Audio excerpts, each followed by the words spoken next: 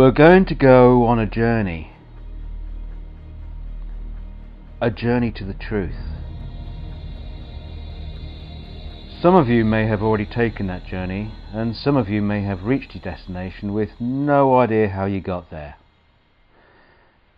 Maybe you followed the directions someone else gave you. So what the bloody hell am I on about? Tonewood. Yep, we're back to that one. I'm going to take you through the evidence for and against the Tonewood debate on YouTube. To do that, I've created a roadmap. Let's have a look. These are the videos relevant to Tonewood and electric guitars currently on YouTube. As with all journeys, you have to start somewhere, and for me it was my first foray into the Tonewood debate pretty much at the launch of my DKG channel. So this is my kitchen Strat test.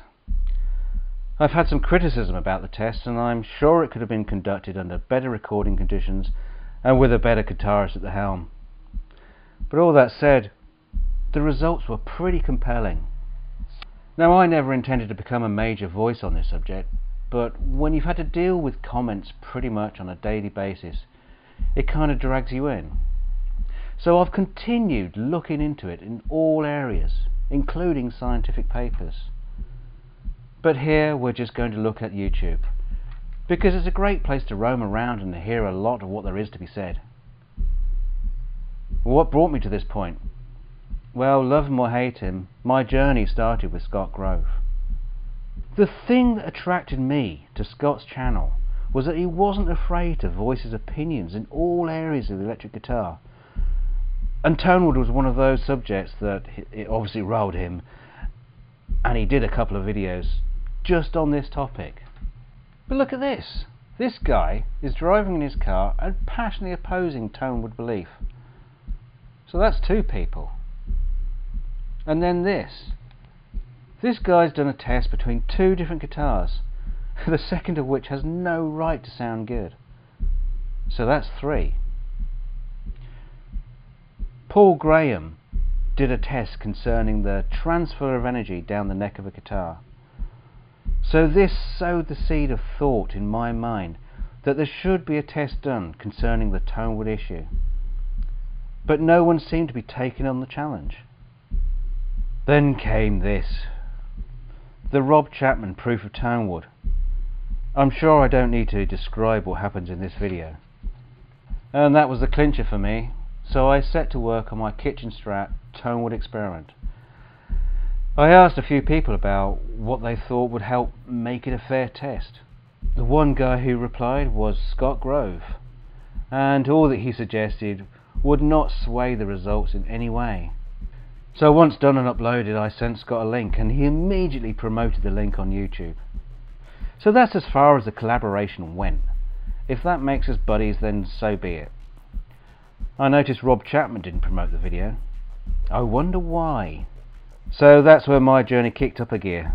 Views came in thick and fast, and I made friends and enemies really quickly, especially as this video was discussed in dark corners of the guitar forums, where most of the bitching about me resided. What also resulted in that video was another test of a body swap, not documented like my test, but another great comparison. And then there was this, which was not a test, just a statement of opinion. And that's what surprised me, was the comments I was receiving claiming the validity of Tonewood's electric guitar, with no evidence to back them up, and certainly no test showing any results different to mine. So I moved on to my resonance test. Resonance was a word bandied around in the comments of my Tonewood experiment. So I did another test which removed resonance from the picture. And then more. Still, I couldn't affect the tone. Shortly after, Gerald Ray put up a reward for anyone who could prove Tonewood's made a difference in electric guitars. A reward that hasn't been claimed to this day. Carl Carrington did at least try to prove that the body played an important role in the tone of an electric guitar, but for my mind there was more thought posturing than evidence, and we'll come back to this video a little bit later. But then we go to the gutter. This guy, featured in my last video, has been non-stop voicing his opinion on the Tonewood debate, being obnoxious and abusive to anyone with a free mind and who thinks differently to him. And God help you if you're subscribed to Scott Grove. I thought subscription meant that you were notified if someone had uploaded a new video. Not to this guy, apparently it's a badge of allegiance. So he's been abusive to me, Scott Grove subscribers, and many who have tried to extend an olive branch of peace. As you can see, even his thumbnails aren't exactly inviting, but hey, everybody loves SpongeBob, don't they? So that's why he was the subject of my last video. He made 3 video responses to that, none of which say anything but abuse, mostly taking the piss out of my accent. Now I took the piss out of the stupid words he said.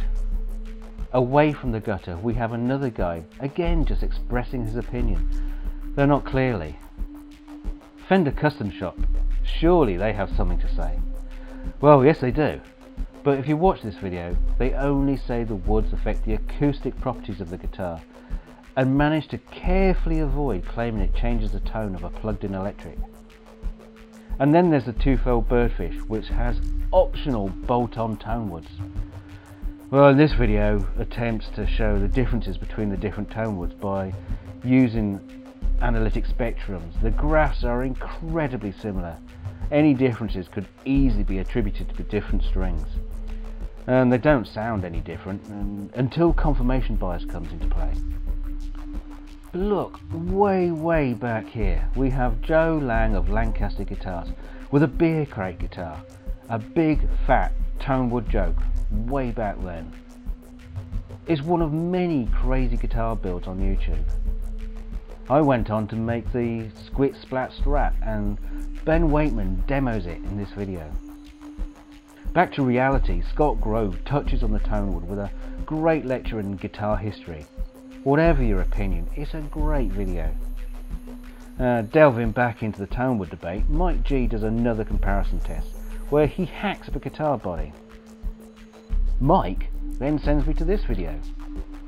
Now, one of my subscribers had posted some of the physics involved with the vibrating string. All that maths and physics were explained beautifully here by Will's Easy Guitar. However, in frustration to some of the comments he'd been receiving, he did another rather comical yet still informative follow-up. It's worth reading the comments in these videos, as you'll see all the crazy ideas you've seen in other threads and forums blown out of the water by Will's excellent understanding of what is happening within the guitar as a whole. So that took me to my last video. But you know, I still get people posting this link in the comments.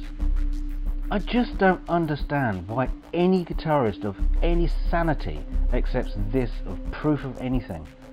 Okay, even if the two guitars are identical, apart from the woods of the body, they are being played by 2 different people. There's not a single guitarist who denies that a huge amount of tone comes from you and your fingers. Rob could have passed his guitar to Lee and it would have sounded different. And then we come back to Paul Graham. He's done a series of videos on Tonewood, culminating in a body material swap and a blind A/B test. And his conclusion? The same that came out from my test. Now recently this guy has posted a video regarding the different wood materials of the neck.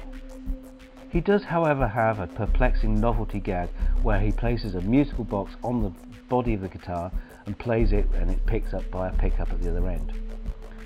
Will from Will's Easy Guitar then went on to make 2 more videos regarding these kind of tests and pickups and how they can be microphonic under certain circumstances. So that takes us back to this video where the guy is banging on the guitar, and it's all explained why it happens. So there you are. There's a roadmap to just about everything for you to check out. So for all those who want to make your own decision, there it is. Maybe you're embroiled in this debate with others, then you can send your opponents here or pick any of the links I'm leaving. Maybe you're not sure, but maybe you do kind of think that the body material does make a difference. But with the evidence and the science so heavily stacked against that being true, ask yourself this: can I truly hand on heart, continue to perpetuate this relatively recent belief with nothing more than hearsay and anecdotal evidence. And it's not about how expensive guitars are. Having built them, I think we've been spoilt with just how cheap guitars, good ones that is, can be.